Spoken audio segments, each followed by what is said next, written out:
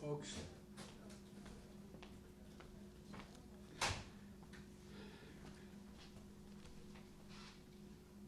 Good morning.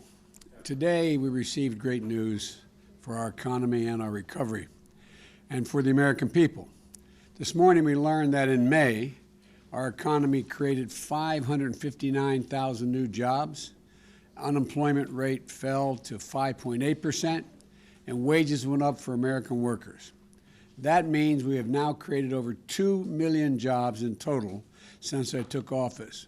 More jobs than ever been created in the first 4 months of any presidency in modern history. Triple the rate of my predecessor, 8 times the rate of President Reagan. The unemployment rate is now below 6% for the first time since the pandemic hit. The first 14 months, first time in 14 months, we saw the largest decline in the number of long-term unemployed in more than an entire decade in the last 10 years. Long-term unemployment dropped by the second largest amount ever recorded. Not only that, but the signs of further progress are already here. This report is based on a week in early May. That's how they determined the job growth or loss. We have growth.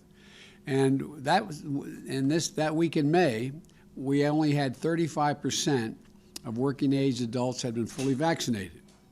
Now they were still all wearing masks.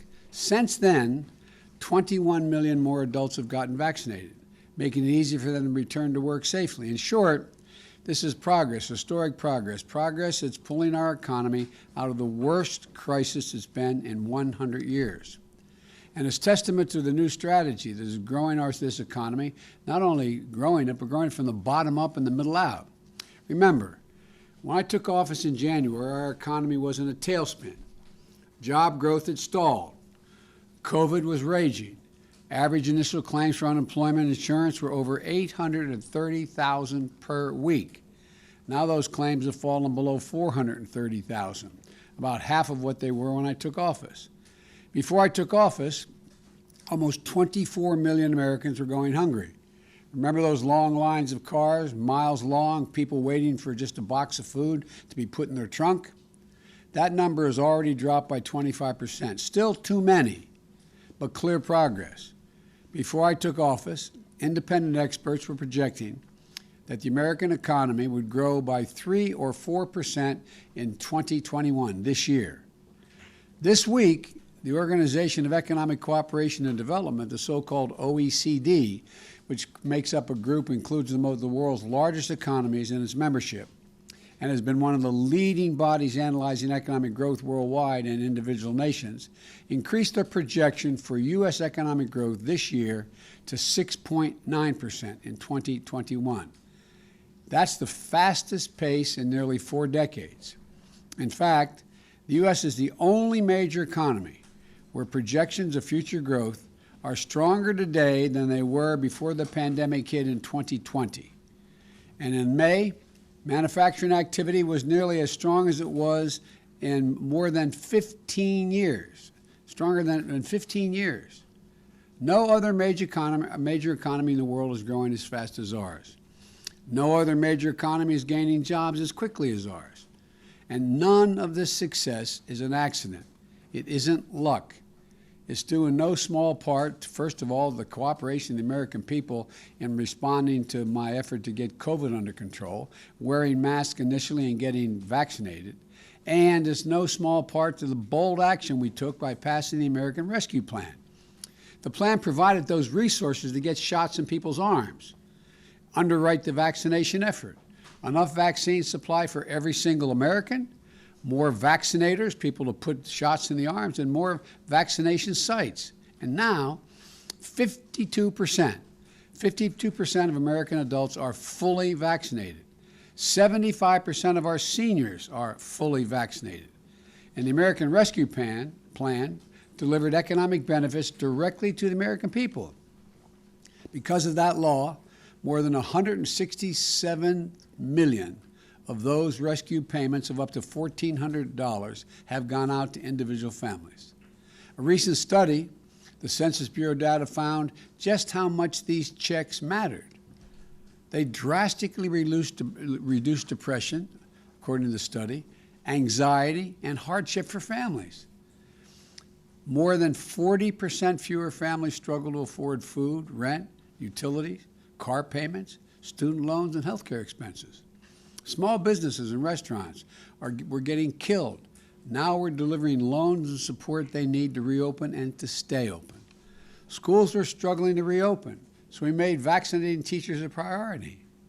We delivered schools the much support they needed. State and local governments had to lay off tens of thousands of educators and first responders. Many are now back on the job thanks to the rescue plan. In fact, in May, state and local governments added 103,000 education jobs, returned them to work.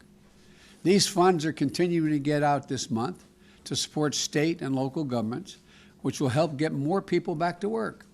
Small and medium-sized businesses are now able to take advantage of a special tax credit called the Employee Retention Tax Credit.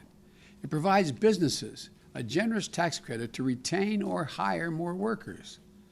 Through our Restaurant Revitalization Fund, we anticipate being able to help over 100,000 hard-hit restaurants stay open or reopen. And beginning next month, most families with children will be getting a tax cut, which should be going and deposited in their accounts directly into their bank accounts every month. We know that access to child care is one of the biggest barriers in the way of parents going back to work. Our administration is delivering $39 billion in child care relief to help child care providers get back on their feet, the providers, and serve more families.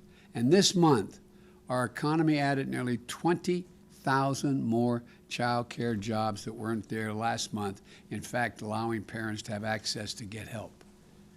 And temporary boost in unemployment benefits that we enacted, I should say, help people who lost their jobs through no fault of their own and who still may be in the process of getting vaccinated, but it's going to expire in 90 days.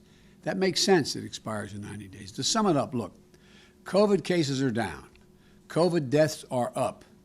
Unemployment filings are down. Hunger is down. And vaccinations are up. Jobs are up. Wages are up.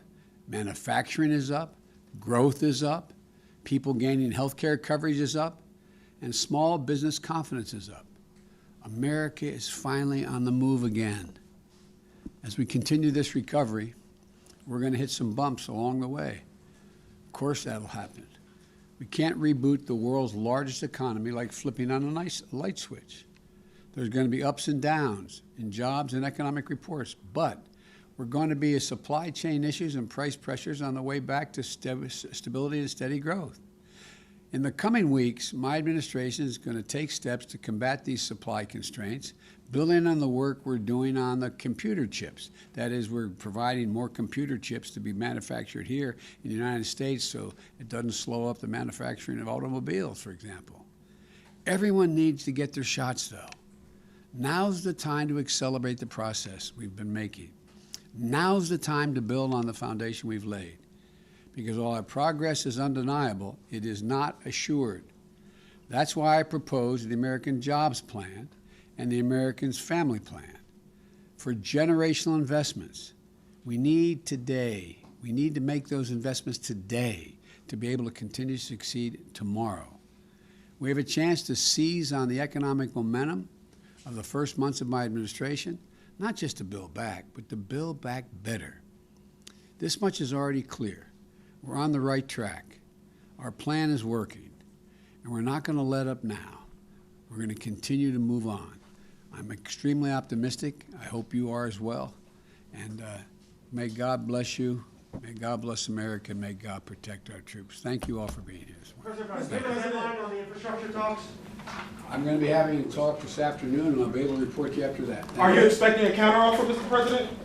I'll tell you after I meet this afternoon. Mr. President, you saw Copsis and Dr. Fauci.